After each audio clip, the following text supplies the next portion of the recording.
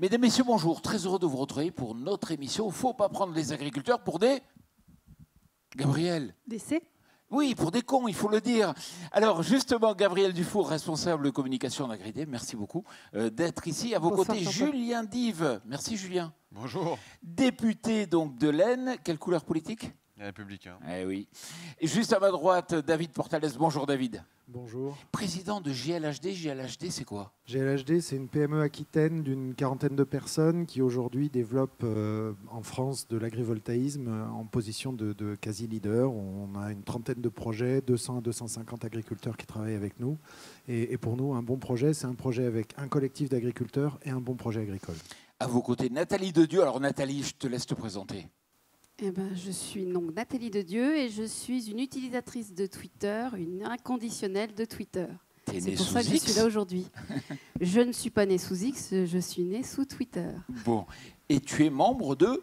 Et je suis membre de France Agri Twittos. Bon, on va accueillir notre premier invité, on ne va pas plus tarder, Patrick Legram. Merci beaucoup d'être parmi nous. Si vous voulez bien vous asseoir, on vous donne un micro. Patrick Legras, porte-parole de la coordination rurale, mais avant tout agriculteur, ou pas très loin d'ailleurs. Hein. À Beauval, à côté d'Amiens. Production? Beaucoup, pommes de terre, lin, céréales, petits pois. J'ai arrêté l'endive à cause des problèmes de produits phytosanitaires. Comme beaucoup d'antiviers. T'as des betteraves? Et betteraves, ouais. Oui, betterave. Ah, J'en fais 12 productions. Attends, ouais. c'est mieux sur le que toi. C'est En Picardie, on est obligé de faire de la betterave. Ouais, c'est vrai. Ah oui, forcément. Bon, on va te passer à la question. C'est-à-dire que globalement, on va pouvoir lui poser toutes les questions et moi, je vais attaquer en premier. Bon, ces manifestations, là, début janvier, quel bilan concrètement, à part avoir pris des prunes à 135 € parce que vous aviez un bonnet sur les Champs-Élysées? Le record, c'est quelqu'un de l'Aisne, justement, oui. Stéphane, 3 prunes à 135 €. C'est le record. Mais pourquoi vous avez pris des prunes d'ailleurs? Vous n'aviez pas les tracteurs, je ne comprends pas. Il s'est passé quoi? Je pense que là, il faut demander non pas à Julien, mais à d'autres politiques qui avaient décidé d'éradiquer l'espèce agriculteur en ce début d'année 2025. Alors, le bilan, est-ce que ça a été positif ou pas? Le positif, on ne fait pas partie des très soumis. On avait proposé cette manifestation à notre gouvernement pour essayer d'avancer sur quand même une revendication syndicale qui ne demandait pas d'argent. C'est quand même pas courant. Hein. Souvent, les syndicats, lorsqu'ils manifestent, c'est pour de l'argent. Et c'était aussi parce qu'on avait fort peur, et j'espère qu'on aura tort, de la discussion assez vive qu'il peut y avoir à l'Assemblée nationale. Donc on voulait, en ce début d'année, soulager la surtransposition. D'ailleurs, Madame la ministre a dit que c'était plus compliqué de désurtransposer.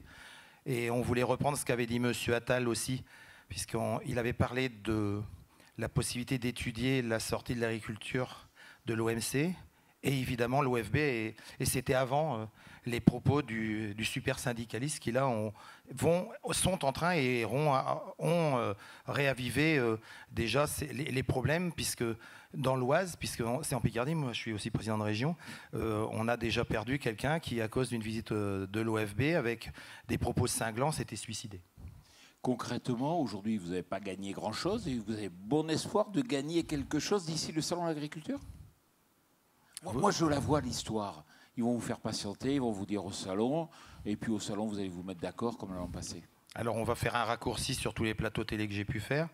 Le raccourci, il a été fait 2 jours après notre mobilisation le 6, puisqu'il faut savoir que le 6, dans la nuit du 6 au 7, on a des tracteurs qui sont quand même arrivés à la Tour Eiffel, ce qui a relativement énervé les responsables de gendarmerie.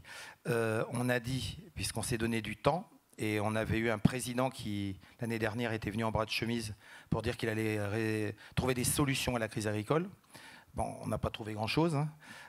Je pense, il y avait les Jeux Olympiques, je pense que ça, on les a trouvés. On a eu beaucoup de médailles. Mais pour les agriculteurs, c'est des médailles en chocolat. Donc je peux vous dire, et ça je l'ai déjà dit, que si rien n'est fait d'ici le Salon, là au Salon, ça sera exponentiel. Là, que c'était des échauffements, là, pour l'instant. On sait comment venir à Paris, la preuve. Et je peux vous dire que là, et je pense que ça sera aussi un bel état d'esprit, une belle photo du monde agricole, parce qu'il n'y aura plus ces fameuses élections chambres, tout ça, donc tout sera passé. Et là, je peux vous dire qu'il y a des gens qui nous ont dit non, si au salon rien n'est toujours fait, ça fera plus d'1 an. Et là, je peux vous dire que j'ai des gens de l'Accro, par exemple, puisque j'étais dans les Bouches-du-Rhône, ils m'ont dit si rien n'est fait d'ici le 22, en tracteur, on montera des Bouches-du-Rhône. Parce qu'on s'est rendu compte quand même que la gendarmerie avait tout pensé pour bloquer les routes, mais si vous passez sur les champs, il n'y a rien à faire. C'est vrai que le ministre de l'Intérieur a demandé à certains tractoristes comment bloquer les tracteurs? C'est ce qui m'a été remonté, pareil, chez le groupe ACCO. Mais après, moi, vous savez, dans le syndicalisme, on croit ce qu'on voit. Bon, là, pour l'instant, ça n'a pas bien marché, parce que tous les tracteurs sont passés à travers le dispositif des blindés qui avait été mis en place. Attention, on avait dit à minuit qu'on partait à 4 heures, donc entre minuit et 4 heures, il y a une réactivité phénoménale qui dérange d'ailleurs une partie des forces de l'ordre, parce que quand il y a des black blocs, ils ont du mal à voir les blindés. Mais vous voyez, pour les agriculteurs, on met les moyens. Julien, en tant que parlementaire, comment tu perçois l'évolution dans les semaines à venir? Il va se passer quoi? Il va se passer que les responsables politiques de tous bords doivent prendre leurs responsabilités et faire en sorte que les réponses attendues depuis 1 an trouvent enfin une issue. Parce qu'effectivement, il y avait des promesses qui ont été faites l'an dernier avant le salon, et chacun a mis du cœur à l'ouvrage, que ce soit les syndicats, que ce soit les différents courants politiques, les personnalités. On a mis du cœur à l'ouvrage en disant, allez, oui, on a une opportunité enfin de s'intéresser à la problématique de notre agriculture qu'elle rencontre depuis maintenant un certain nombre d'années, de se donner une perspective. Et d'ailleurs, moi, j'avais déploré le fait que la loi d'orientation d'avenir agricole manquait de vision à long terme, mais c'était déjà un début de réponse, et c'est pour ça que je l'avais voté en l'aménageant, parce que je considérais que dedans, il y avait certains points qui étaient pas acceptables, notamment l'étude de sol qui était prévue, il y avait un diagnostic des sols qui était prévu. Enfin, moi, je trouvais que c'était le meilleur moyen de pointer du doigt encore le monde agricole comme responsable. Et donc, bon, ce texte est passé à l'Assemblée. Ça fait un bon moment que c'est attendu. Je sais que c'est pas la réponse à tout. Il le dira lui-même, d'autres le disent aussi. Mais c'est déjà une première étape de réponse, et ça fait un moment qu'on nous balade avec ça. Donc, il faut que ça passe au Sénat. Ça aurait pu être mis à l'agenda législatif beaucoup plus tôt, à l'automne. En réalité, moi, c'est ce que je considère. Après, il y a des choses qui peuvent aussi se faire par décret, qui n'ont pas été faites, et là, cette AMIPRID en fait partie, parce que ça a été, je le répète, et je l'ai déjà dit, j'ai la parole libre sur le sujet, je m'en fiche, je n'ai pas de compte à rendre.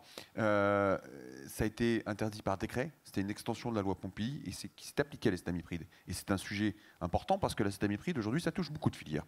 La filière betterave-sucre, dans notre région, la filière noisette dans le sud-ouest, la filière endive dans notre région, et bien d'autres encore, les cerises par exemple. Et rajouter le flufénacet qu'on est en train de nous mettre par derrière, parce que l'Allemagne a accepté la suppression, et si on perd ça, je peux vous dire, j'ai vu des techniciens, à moins de 24 mois, nous redescendrons encore en volume de céréales produits, avec, comme je dis régulièrement à mes réunions, un développement de l'ergot. Et l'ergot, tout le monde sait bien, vous êtes quand même quelqu'un de très technique, c'est mortel.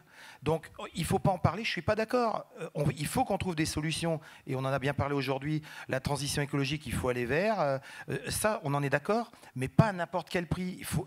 Ce n'est pas en détruisant ce qui a été le modèle mondial, le modèle planétaire de l'agriculture française, ce n'est pas en détruisant tout qu'on va solutionner et qu'on va remettre autour de la table tous les agriculteurs. Quand tu dis qu'il ne faut pas en parler, ben j'en parlais, ça veut dire que tous les stocks de bio aujourd'hui, de blé bio, ont de l'ergot? Pas seulement de blé bio, c'est ça qu'il faut parler. Oui, la quasi-totalité des blés bio, et mettez-vous à la place de la personne qui fait de la farine, il faut qu'il passe au niveau de la table densimétrique, comment dire, avec un travail de 1, 2, voire 3 passages. Donc aujourd'hui, qu'est-ce qu'ils font? Au lieu d'acheter le blé français, ils vont acheter ailleurs.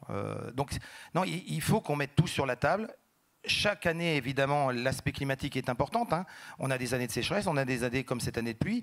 Et il faut être clair que cette année, on avait déjà des problèmes l'année dernière. 2024 n'a rien arrangé, que ce soit aussi bien au niveau sanitaire pour les bêtes qu'au niveau des cultures, des qualités, des rendements. Donc là, il est urgent. Pour finir ma réponse à la question de Jean-Paul, d'ici 1 mois, puisque le salon d'agriculture c'est dans 1 mois, quasiment jour pour jour, d'ici 1 mois, il faut clairement qu'il y ait des réponses qui soient apportées. Autrement, je présage que le salon d'agriculture va être chaud bouillant pour beaucoup de responsables politiques. Alors, moi, je prends ma part et j'irai sans problème, j'irai échanger, mais je crois vraiment que s'il n'y a pas de réponse d'ici là, il ne faudra pas s'étonner si ça chauffe très durement dans le monde agricole et pour les politiques. Et Julien, vous avez fait quoi? Vous nous avez supprimé l'agence bio? C'est quoi cette décision d'amendement? Non, c'était... moi, je ne suis pas au Sénat, c'est le Sénat qui a déposé un amendement et qui a supprimé cette agence. Mais c'est LR. Ouais, je sais, il n'y a pas de sujet. Et je suis en désaccord d'ailleurs avec cette suppression. Je vais vous dire pourquoi. Parce que c'est un totem qui a été pris là, en disant l'agence bio, c'est un des opérateurs qu'il faut supprimer, sauf qu'en fait, ça ne représente rien et ça va faire zéro économie. Je le dis comme je le pense. 3 millions d'euros, c'est le budget de fonctionnement. Non mais entre nous, c'est que dalle. 3 millions d'euros, c'est que dalle dans l'ensemble du budget.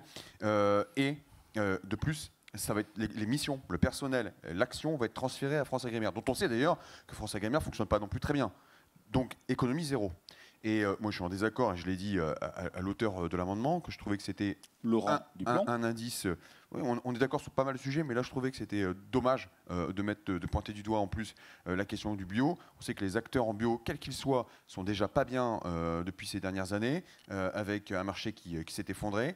Par ailleurs, moi je suis contre justement tous ceux qui défendent un modèle agricole de paysannerie, etc., qui ne correspond pas à l'ère du temps et qui dézinguent justement les agriculteurs en conventionnel, c'est pas pour faire du mimétisme et aller flinguer les agriculteurs qui sont en bio. Donc j'estime que tous les agriculteurs, quelles que soient les filières dans lesquelles ils sont, puissent exister dès lors qu'ils ont un modèle économique qui leur convient, dès lors qu'ils répondent à une demande. Et à partir de là, c'est préserver l'ensemble des agriculteurs, quels qu'ils soient. Et je trouve que c'est dommage, parce que là, pour le coup, on envoie un mauvais signal. Moi, j'ai une question à vous poser. Tout le monde peut prendre la parole et réagir, mais on a vu l'investiture de Donald Trump. En une soirée, il a signé une centaine de décrets. Et nous, on n'est pas capable de signer des décrets pour remettre certaines choses pour l'agriculture? Puis pas des moindres décrets sortis de l'accord de Paris. Je vais être très cash. Signer un décret, c'est prendre sa responsabilité d'homme ou de femme politique. Et le problème, c'est que très souvent, et depuis de nombreuses années, il y a une espèce de refuge derrière le Parlement pour se protéger d'éventuels procès en intention, et d'ailleurs pas que procès en intention, procès tout court, dès lors qu'un décret serait pris. Mais j'estime qu'en faisant ça, on donne le pouvoir aux administrations. Et à un moment donné, ce qui nous tue, y compris dans le réglementaire, et on l'a vu avec l'OFB, mais pas que, ce qui nous tue, c'est justement de donner la main à l'administration et de plus, en tant que responsable politique, qui a finalement une forme de souveraineté, celle que lui a donnée le citoyen, d'assumer cette prise de décision. Il faut savoir reprendre ce genre de pouvoir. Je pense quand même qu'on a un gros problème en France pour deux raisons. Le premier, c'est qu'on a perdu une partie de notre souveraineté avec l'Europe. Ça, c'est indissociable et indispensable de le dire, puisque les différents ministres l'ont dit à ma présidente, à Véronique. Et le deuxième point, je pense qu'il est clair, et c'est ce qu'on a dit dans, évidemment, un peu de la provocation, mais on a des politiques qui manquent de courage, et je pèse mes mots, parce qu'on ne nous change pas vraiment les ministres. Ce qui est certain, c'est qu'on ne change pas le président, et sur des points qui ne coûtaient rien, l'incidence aurait été forte de montrer qu'il y avait une volonté de ne pas continuer à mondialiser. Et aujourd'hui, vous m'excuserez, tous les politiques européennes, c'est de bon ton d'être un mondialiste. Et je finirai sur une chose, sur le bio. Je ne suis pas bio et j'en parle à titre totalement personnel. Ce n'est pas une stratégie de la coordination rurale. Je pense franchement, et je répète toujours la même chose, que si on trouve un point important qui est fondamental pour l'Europe, pour le bio, c'est-à-dire une visibilité avec un prix, on trouvera la solution pour l'agriculture française et européenne. Parce que là, on sait très bien, avec l'effondrement du cours, qu'est-ce qui s'est passé? On a un paquet de déconversions. Alors tout le monde donne ses chiffres. Moi, je peux vous dire, alors il y a des politiques qui sont aussi producteurs qui disent on ne perd pas de rendement. Moi, j'ai quelqu'un qui m'a dit cette année, c'est 25 quintaux. Mais si on sort ce dossier-là, et si on prend un tout petit pays qui est proche de nous, qui s'appelle la Suisse, que je connais depuis 30 ans, qu'on dit oui, mais c'est tout petit. Si on prend la logique de la préservation de leur agriculture, on sortira l'agriculture française de la crise.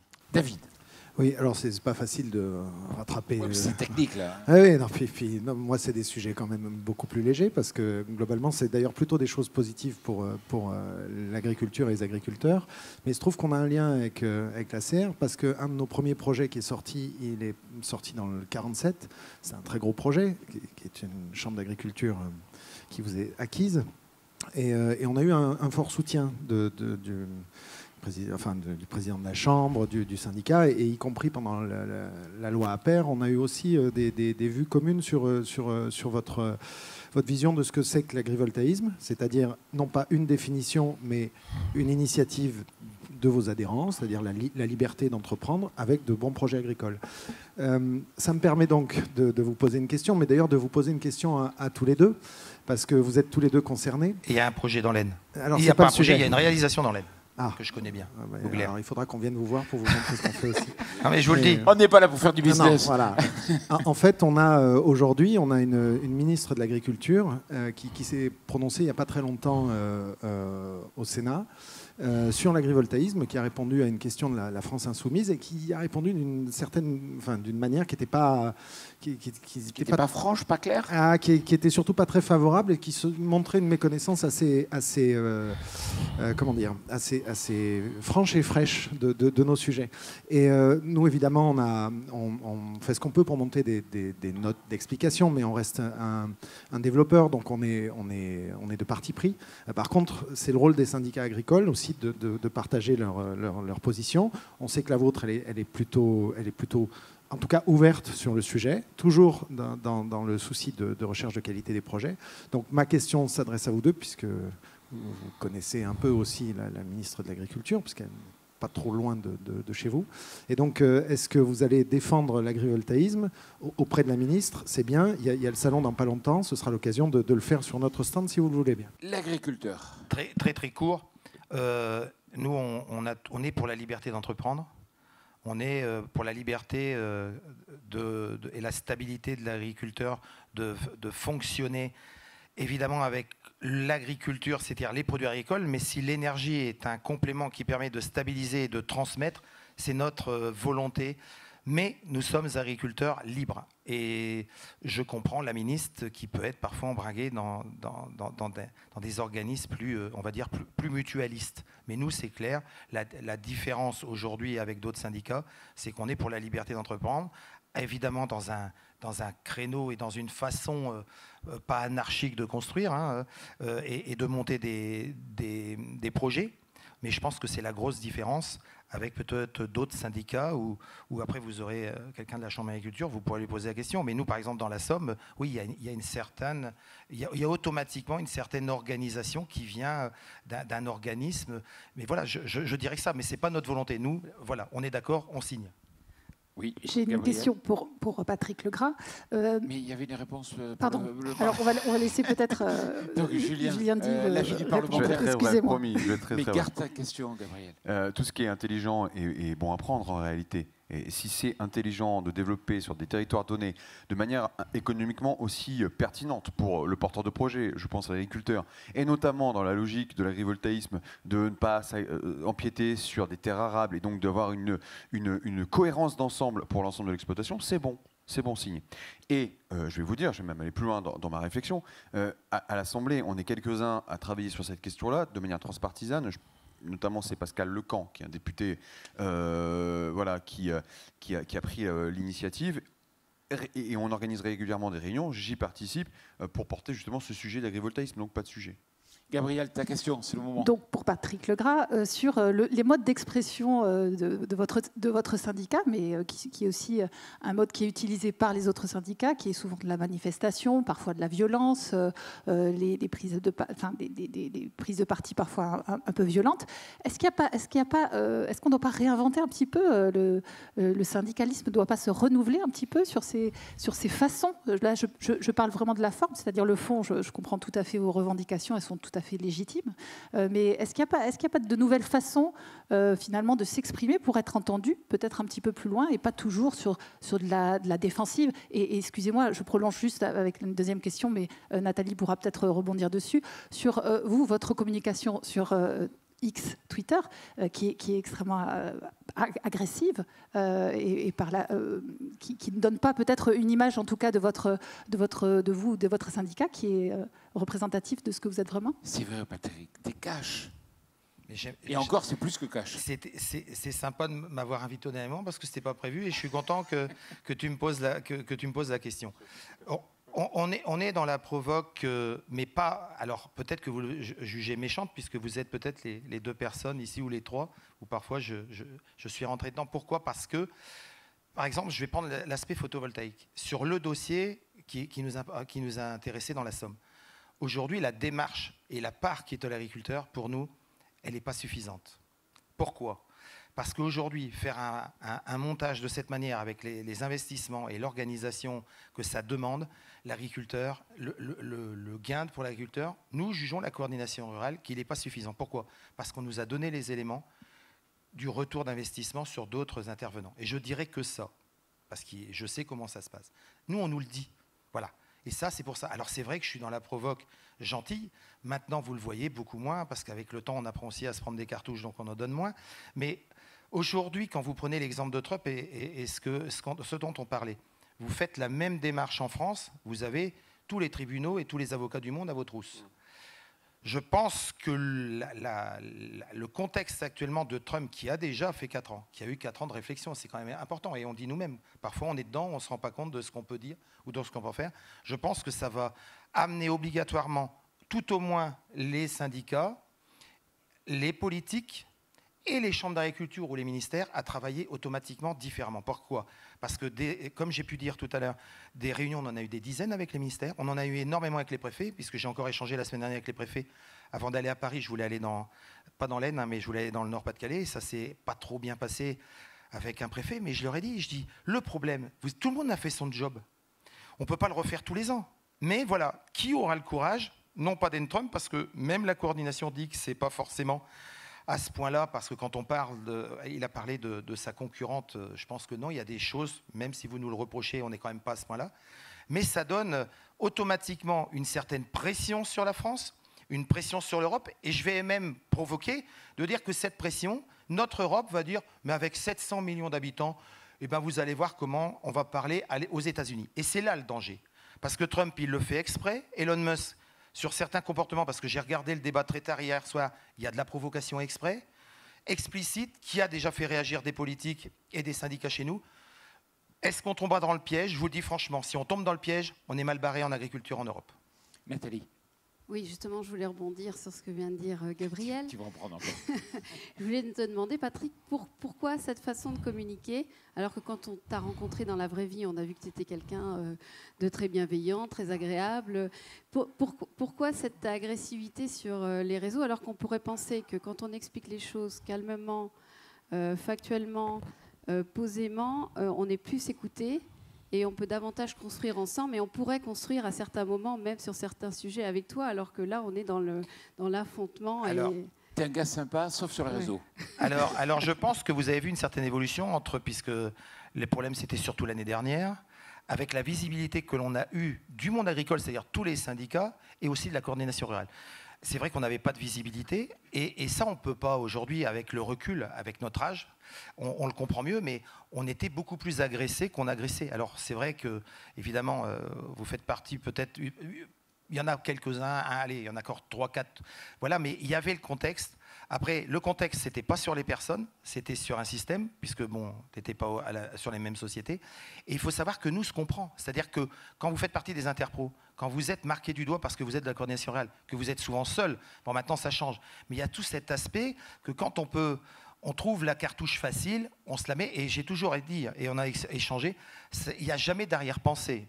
C'est-à-dire que voilà, on met une cartouche, ça fait pas plaisir, moi-même j'en prends, mais oui, je pense que le contexte a énormément évolué en un an, parce qu'on pensait franchement, et c'est ce que dit Julien, je pensais franchement qu'avec l'évolution, ce qui s'était passé au salon, la pression quand même avec le président qui était rentré quand même avec 800 CRS, et ce qui allait se passer, je pensais que ça allait évoluer, et en fait, la dissolution et les Jeux Olympiques ont tout cassé. Et ça, je pense que vous dire, c'est pas la coordination rurale. Je peux vous dire qu'aujourd'hui, les pires, c'est plus la coordination rurale. Je vais vous dire aujourd'hui, les pires, c'est les non-syndiqués qu'on a du mal même nous à tenir.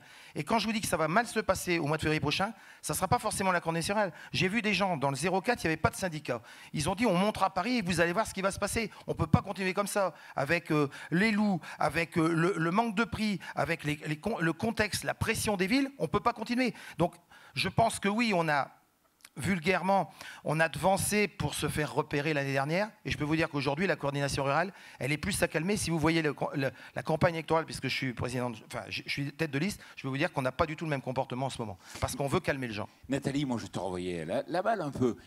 Vous êtes France Agri Twittos, puisque tu es membre de cette association. Julien aussi d'ailleurs. Absolument. Mais vous allez quitter X. Tu as vu ce qu'a fait Elon Musk? L'association, elle a quoi comme but? C'est une communauté naturelle de personnes qui sont amoureux de l'agriculture et qui ont envie d'en parler et de l'expliquer sur les réseaux sociaux. Donc le but, c'est d'être présent partout, sur tous les réseaux. Il ne faut pas en quitter un pour laisser la place à d'autres. On est là pour expliquer les uns les autres, en fonction de notre expertise, ce qu'est l'agriculture française. Donc non, il n'y a pas de raison que... Non, on continuera d'être présent sur tous les réseaux. Gabrielle quitte X. Je l'ai déjà quasiment quitté, c'est-à-dire que je ne mets plus rien. Je ne parle plus aussi régulièrement que ce que je le faisais, et je pense que je vais le quitter complètement, sachant ce qui se passe actuellement sur les réseaux sociaux, le manque de modération et les montées d'extrême droite sur les réseaux. C'est vrai que moi j'ai été harcelée pendant presque un an sur le sujet des femmes. Dès que j'ai porté le sujet des femmes, que j'ai essayé de faire avec, j'ai imaginé j'ai essayé en tout cas avec de la nuance. C'est vrai que c'est impossible de parler d'inégalité sans être taxé tout de suite, agressé, insulté, etc. Donc très compliqué de porter ce sujet-là, comme de porter d'autres sujets, écologie, etc. Très très compliqué, très violent, et donc je vais bientôt arrêter. C'est une déclaration. Bon, tout dernier point avant de te libérer. Bon, ce qui s'est passé quand même cette semaine, c'est énorme. On a Donald Trump, l'investiture, il prend X décrets, une centaine de décrets dans la journée. Est-ce que tu ne crois pas qu'avec Ursula von der Leyen, donc la Commission européenne, est dans une autre galaxie de réactivité? C'est-à-dire qu'on va se faire distancer de suite, on va avoir des accords sur le vin, sur les exportations, on ne va rien comprendre, on va prendre un chaos en 2 mois. Non, je pense que c'est le climat des Amériques, puisque lorsqu'elle a été au Chili, elle a su prendre des décisions très rapidement. Bon, il faut prendre un peu sur la plaisanterie, parce que toute la différence d'un Trump par rapport à nos politiques, et tout est calculé. Elon Musk, on est d'accord, on n'est pas d'accord, et je trouve scandaleux s'il y a des comportements. Nous, notre présidente et nos 2 vice-présidentes sont des femmes, donc on est soumis déjà du départ. Donc je pense qu'il faut que tu fasses du Patrick Legras sur les réseaux Twitter. Lâche-toi ces derniers jours ou ces dernières semaines. Mais blague à part, je pense qu'aujourd'hui, on est dans un jeu. Si on connaît Elon Musk, moi j'aime bien lire comme j'ai lu, j'aime bien lire la vie de chacun, comme j'ai lu Poutine, comme j'ai avant qu'ils aient des responsabilités, je ne savais pas qu'il allait être ministre, mais j'aime bien comprendre, parce que je pense que là, il joue un jeu. Le jeu est dangereux, comme vous dites, on est quand même en limite guerre à notre est, et là on va avoir une guerre commerciale terrible à l'ouest. Est-ce qu'on a les politiques assez responsables et visionnaires pour ne pas jouer? C'est ce qui me fait peur. Et je le dis franchement, la coordination rurale, dans notre démarche, évidemment, on va regarder. Tout va se jouer très vite. Ça va se jouer dans les jours et dans les semaines qui viennent. Et j'ai peur que, si on ne sait pas prendre de décision, je pense que certains de nos politiques prennent la grosse tête très rapidement. Et c'est ce qui fait peur. Julien, tu vois comment l'avenir? Le meilleur moyen de résister dans ce monde, qui est aujourd'hui un monde économique totalement bouleversé, et comme le dit Patrick, ça va faire que s'accélérer avec les décisions prises par Trump. Et de l'autre côté, effectivement, le conflit entre l'Ukraine et la Russie, c'est déjà d'assurer notre souveraineté, et notre souveraineté énergétique d'une part, l'agrivoltaïsme, mais pas uniquement, le nucléaire évidemment, notre souveraineté en termes de défense nationale, et là, honnêtement, on a du travail pour rattraper ce qu'on a aussi perdu, et notre souveraineté alimentaire. Parce que je reste persuadé que dans le siècle qui vient, le sujet qui va conditionner les déplacements de population, et l'immigration est un sujet qu'on rencontre tous, le sujet qui va conditionner l'économie et qui va conditionner la paix ou les conflits, c'est l'accès à l'alimentation et à l'eau. J'en suis persuadé. Et si on n'a pas cette vision, si on n'a pas anticipé les choses, on sera tout bonnement dépendant. Et si nous sommes dépendants, nous sommes finis. Donc, si on veut assumer et résister, c'est de mettre les moyens sur la souveraineté. Mais pour mettre les moyens sur la souveraineté, il faut de la réactivité politique.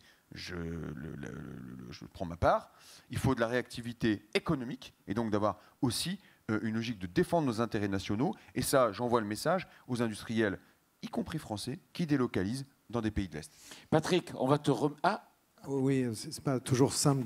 C'est quand même des sujets extrêmement sérieux, mais c'est bien parce que en fait, l'autonomie énergétique, c'est très gentil de l'avoir amené sur la table. On dit souvent que les énergies renouvelables sont les énergies de la paix.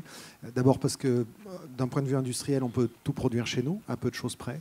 On n'a pas de problème de gisement, c'est-à-dire qu'on n'est pas contre le nucléaire. On a une très belle économie décarbonée. Sur le stockage, on a un sujet de gisement quand même. On en parlera après la table ronde si vous voulez, mais vous allez voir qu'on a beaucoup de solutions et des solutions françaises. Un de nos actionnaire vient d'investir dans le Nord sur une très très grosse unité de production de batteries pour 2 milliards d'euros. J'espère qu'il n'a pas fait de mauvais choix. Oui, mais la question des terres rares est bien réelle. Alors, donc c'est après. C'est pendant le cocktail, si vous voulez, on en discute. Confidentiel.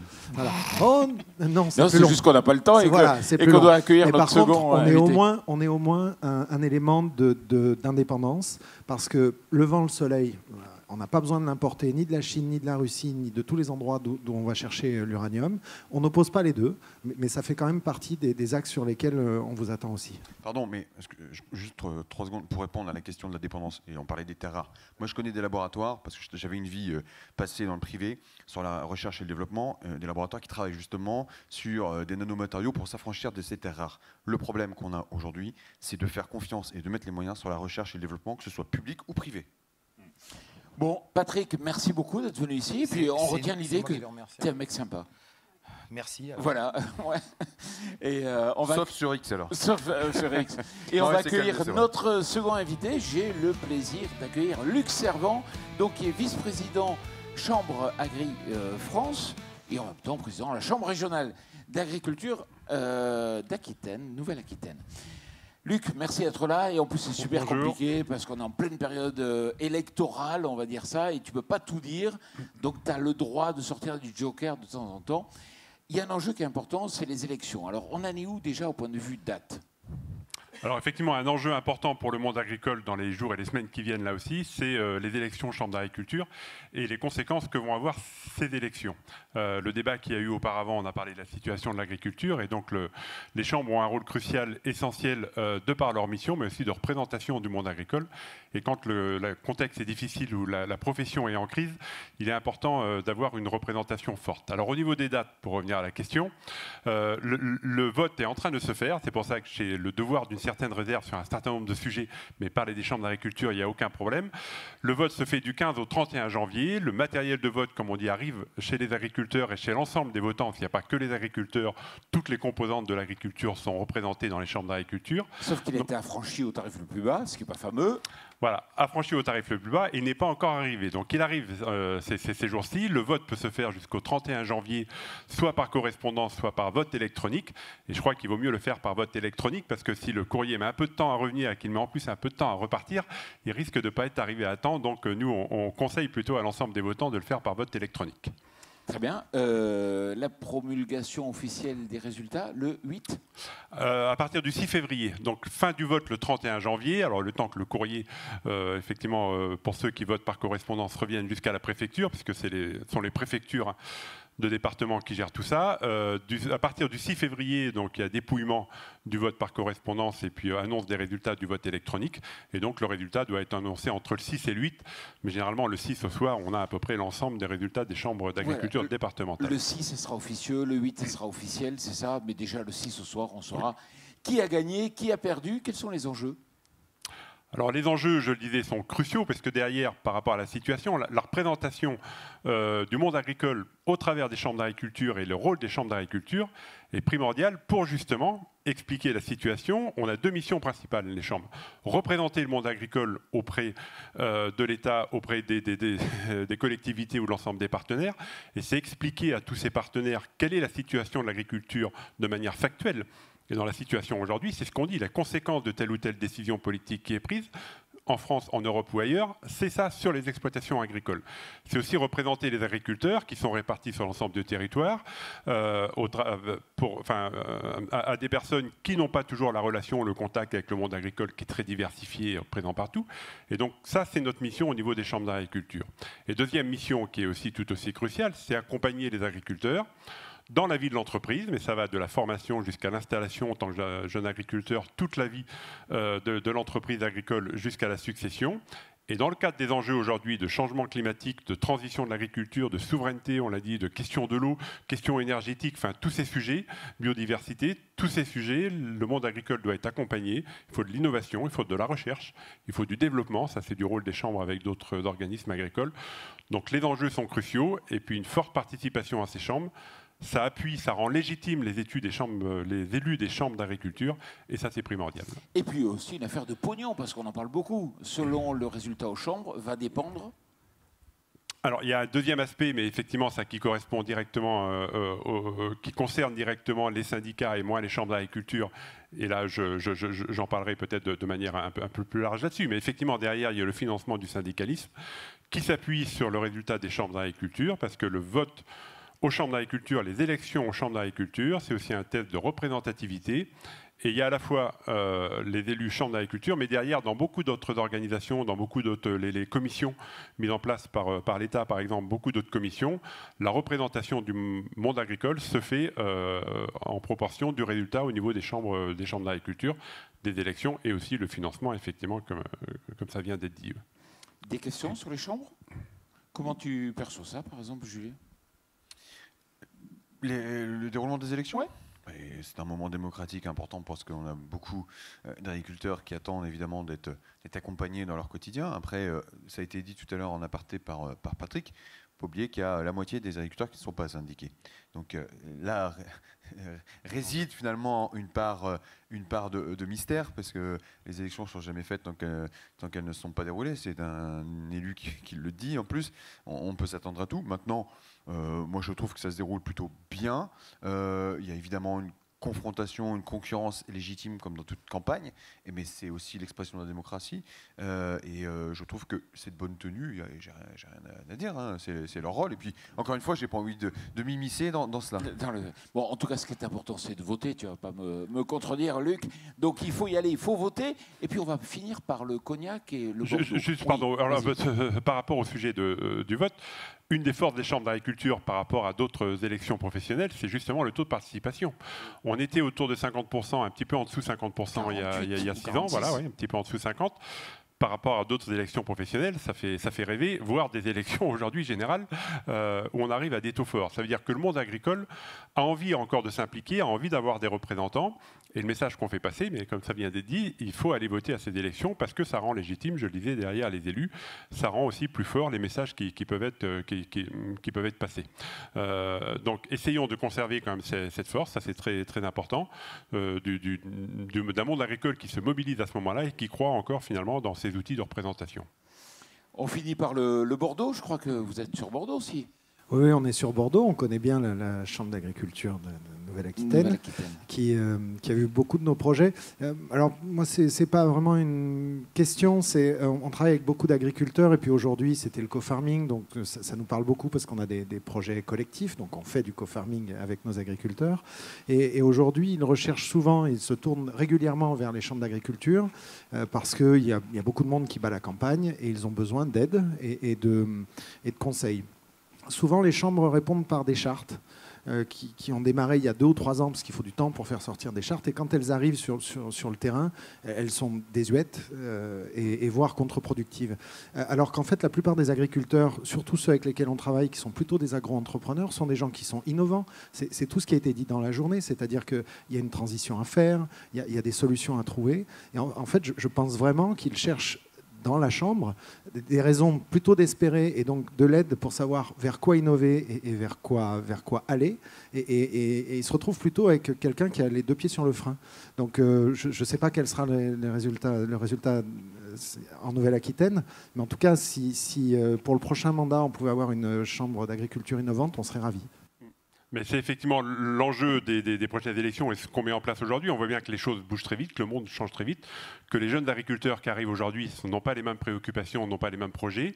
Quand nous, on nous demande de travailler sur une politique agricole, une position d'une politique agricole, qu'elle soit départementale, régionale ou nationale, c'est vrai qu'il faut qu'on juge un peu l'ensemble des impacts et on est là pour défendre l'intérêt général et donc ça peut prendre un peu de temps parfois, mais on voit bien. Et dans le nouveau mandat, en tout cas, on souhaite vraiment développer, en tout cas une proposition qu'on fait aujourd'hui, de développer toute la partie innovation, recherche, développement. Et là, il faut être beaucoup plus réactif, effectivement, comme vous le dites, parce qu'aujourd'hui, les choses bougent très vite. Alors, l'agriculture est un temps long. D'un côté, on voit bien que les cycles agricoles, on ne va pas les accélérer. Que la question climatique, ça va très vite, mais tout ça, c'est un temps long. La production animale, tout ça, est un temps long. Et en contrepartie, on a une société qui va très vite. On a des attentes qui sont là. On a une recherche de l'innovation qui va très vite avec des nouveaux outils et c'est vrai que ça crée parfois peut-être un décalage et donc il faut adapter nos outils à ces nouveaux enjeux qui apparaissent. Et l'émission va très vite aussi, on arrive à la fin, mais juste pour parler, le cognac, le Bordeaux, élection de Trump, muraille de taxes douanières possibles, vous allez en prendre plein la figure. Le risque est grand, oui. Dans un contexte déjà compliqué sur ces productions, hein, quand on parle du cognac, du Bordeaux, mais l'ensemble des vins français, c'est quand même très ciblé par une politique qui pourrait être mise en place de frein à l'exportation pour nous, à l'importation pour d'autres pays.